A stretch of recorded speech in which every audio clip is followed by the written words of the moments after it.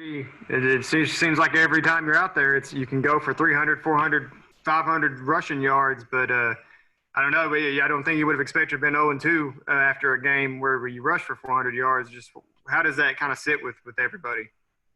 We don't look at it as a one-sided thing, as an offensive thing.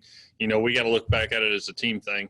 And no matter on offense, defense, especially in this Ole Miss game, I'll take that for instance, there's in every single position group 4 or 5 plays that could have changed the whole momentum of the whole game. And, we can't say that even though we put, 400-plus yards on the ground, that we shouldn't have had 450 on the ground.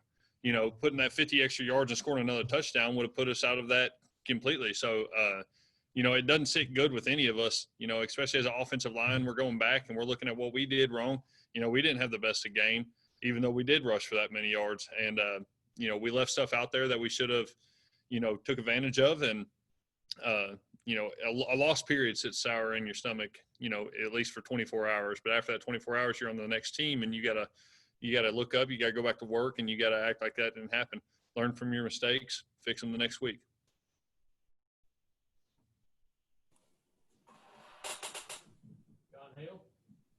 Landon, having played a road game and a home game now under these weird conditions, just what is the difference in the environment? Can you tell with crowds being as small as they are? Does it still feel like a home field advantage and going on the road, those kind of things? It definitely feels a little different. I'm not going to lie, you don't get that same initial energy, breaking out of the tunnel, coming out onto another teams, like the boos aren't as loud. But besides that, at the end of the day, we're out there to play football and we're not there to, listen to the crowds. But it's the same thing on the field. We're going out there and we're facing another really good team, really good opponent, and we have to go out there and make the most of it ourselves. Definitely with the times being so crazy, I feel like something that we haven't been able to do as much is get united with other position groups as much. Like we used to have our break bread, which you all have probably heard of, where we would go and sit down with somebody that we didn't really know or someone that we may not have a great relationship with. And our task for that week was to sit down, eat a meal with them, and learn about them. Well, with COVID and everything, we can't, sit around the facility and eat. We can't sit around and just be right next to each other learning about somebody else. We don't have that extra time because we're only allotted so much time to be in here. So I think that's one thing, is just sort of being able to get that team unity back. That's different about this year more than anything. Nick Roush?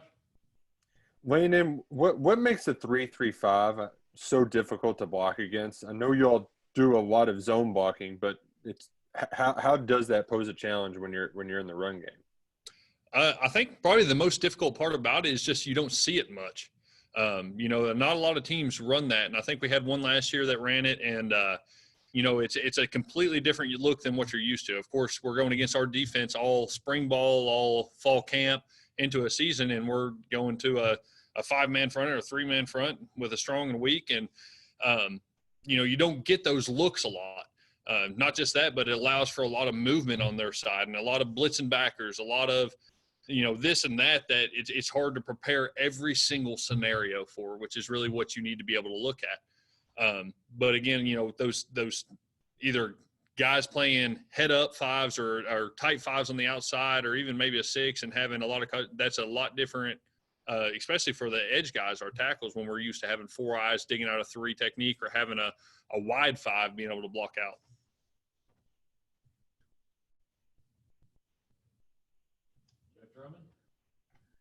Yeah, and Nick kind of asked the question that I had. I'm curious, have you faced another defense that kind of gives you some similar looks to this, or is this totally unique?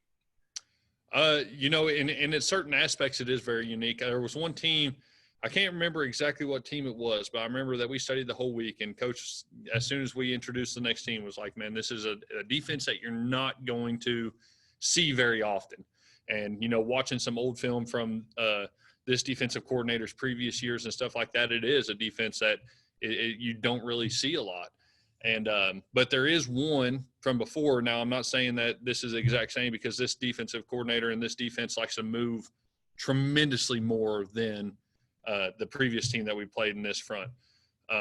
But there is some similarities that we can sort of take notes from years past out on.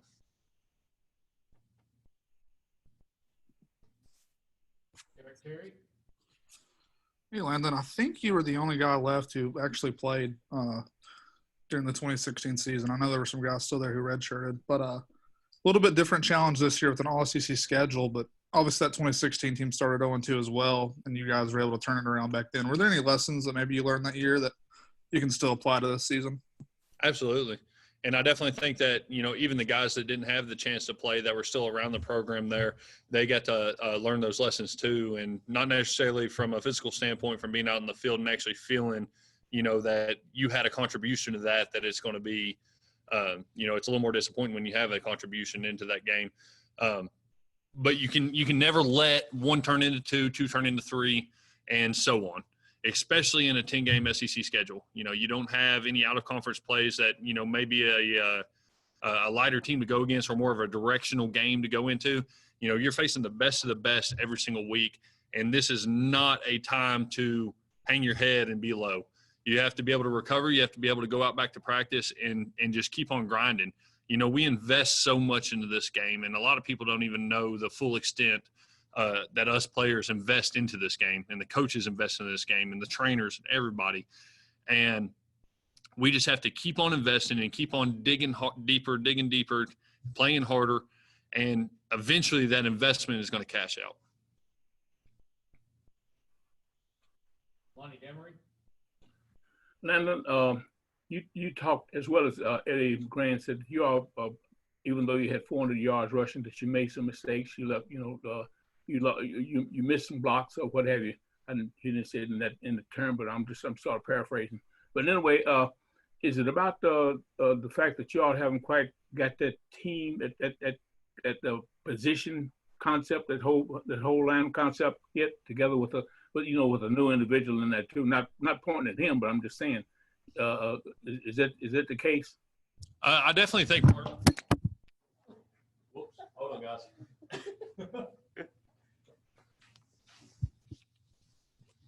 Had a little technical malfunction there. Did I need to repeat anything? Okay. Yeah, I got you. So, again, I think a big part of that is sort of the team unity part, and having those extra pieces in the cogwheel now that have to be able to work together, and not having that extra time to be able to sit down and be able to learn those guys, learn what they're good at, learn what they're bad at, learn what goes through their brain throughout this game and this whole learning process. It makes it really, really hard. And obviously, like, we can do it, and obviously other teams can do it. And it's just sometimes it's a little slower transition. I think that we're getting back into that. I think that we're trying to focus that on being able to create that unity across the team. Otherwise than that, we just have to focus back on the basics. We can't be selfish. And that's one thing that I think that UK teams in the past have really struggled with, is that sort of selfishness. One person doesn't want to do their job. They want to be this extraordinary hero and go out and make plays that they shouldn't have to, that they should just be able to do their job. But some people, sorry about that. The TV just went black and I lost everything. Yeah. But yeah, you just got to keep the selfishness out of it. You can't be a superstar out on the field. You got to make your routine plays and keep doing what your coach teaches you how to do. And that's pretty much the extent of it, between the unity and, being able to be grounded in the game and do your responsibility.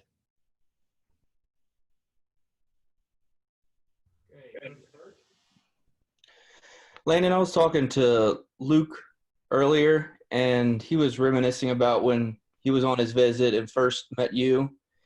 And he said that you told him you were attempting to learn to play the banjo. Yeah. Did you follow through with that? And can you play the banjo right now? Not like this moment. So but I did a little bit. Of course, things get really busy, and then, things get away from you a little bit at a time. And I actually haven't been able to play it in quite a while. It's been sitting in my upstairs. I did pretty good there for the first probably year to 2 years.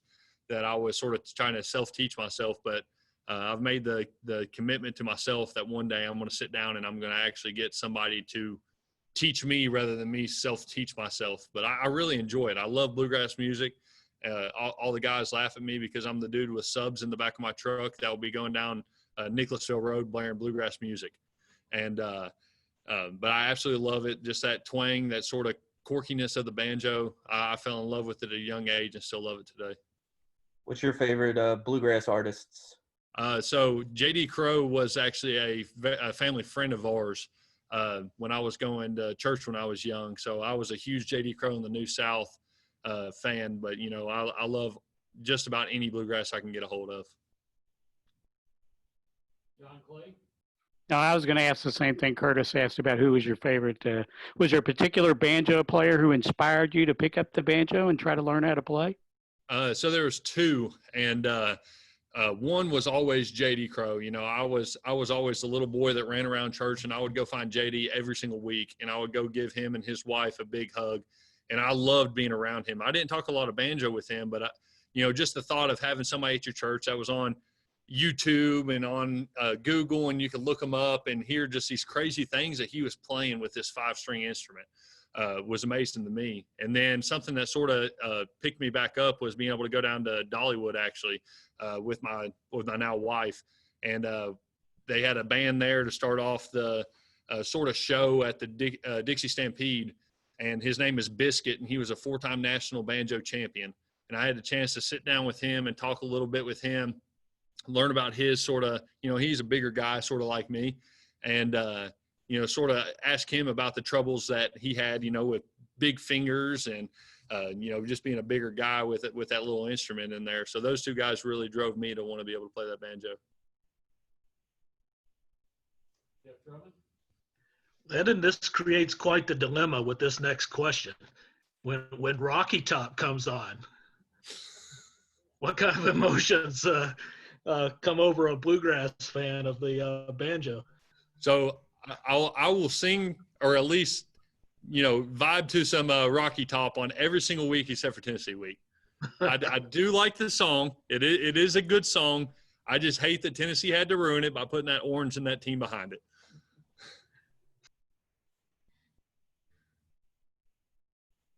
All right. Looks like that wraps up our questions. Thank you, everybody.